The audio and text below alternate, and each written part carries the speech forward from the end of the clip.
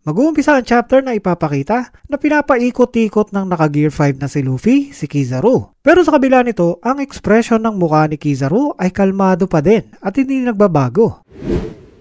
Nagdesisyon na si Vegapunk na bumaba sa Fabrio Face kasama si Sanji at Atlas. Sinabi ni Vegapunk na gusto niyang sagipin nila si Bonnie na nalaglag sa Fabrio Face dahil sa atake ni Kizaru sa last chapter. Gusto ding ibalik ni Vegapunk ang control nila sa Mark III Pacifista gamit ang kanilang authority chip. Gagamitin nila sa pagbaba nila sa Fabrio Face ang sasakyan ni Vegapunk na tinawag niyang Vega Tank. Sinabi din sa spoiler na tinatrato ni Vegapunk na little child si Bonnie na para talaga tong maliit na bata. Kaya maaaring ang totoong edad ni Bonnie ay mas bata pa kaysa sa iniisip nating mga fans. Ang iba pang nasa control room na sila Nami, Usopp at Edison ay mananatili muna sa control room. Habang si Jinbe naman ay dinala na ang mga gamit ni Vegapunk sa likod ng Labo Face kung nasaan sila Franky. Si Lilith ay ipapakitang ginagamit ang Franky Shogun na pambuhat sa Thousand Sunny at papunta rin siya sa parehas na lugar kung saan pupunta si Jinbe. Si Franky naman ay ipapakitang bababa din sa Fabrio Face.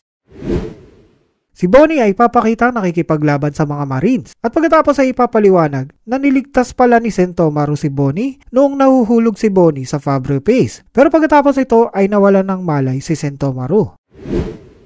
Papakita na ang ginagamit na sword ni Zoro ay binalot niya ng apoy, habang si Rob Lucci naman ay nag-transform sa kanyang awakened form. Sinabi ni Zoro na ang level ng lakas ni Rob Lucci ay hindi sapat para kalabanin nito ang kanilang captain na si Luffy. Pero sinabi ni Rob Lucci na masaya na siya kung mapapatay niya ang number 2 na si Zoro ng Yonko crew na Straw Hat Pirates.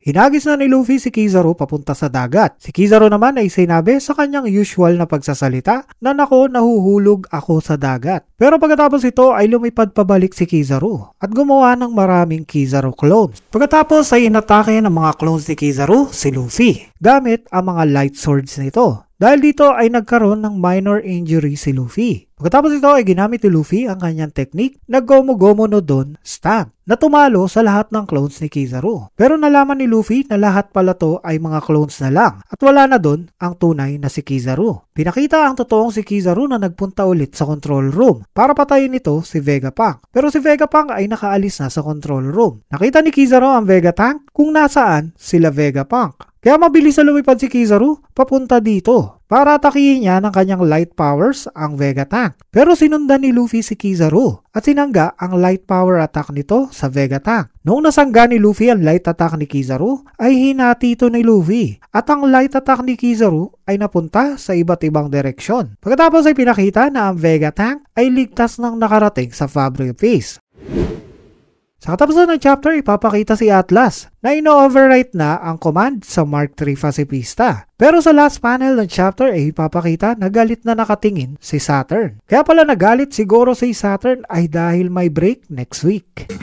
Kung bago kayo dito sa aming channel, please hit the subscribe button para mabalikan ninyo ang aming mga videos. Sama nyo na din ang notification bell para updated kayo sa mga bago naming uploads. Meron kayong tanong or topic na gustong i-discuss? Ilagay nyo lang sa comment below. Thank you for watching and kita tayo sa next video.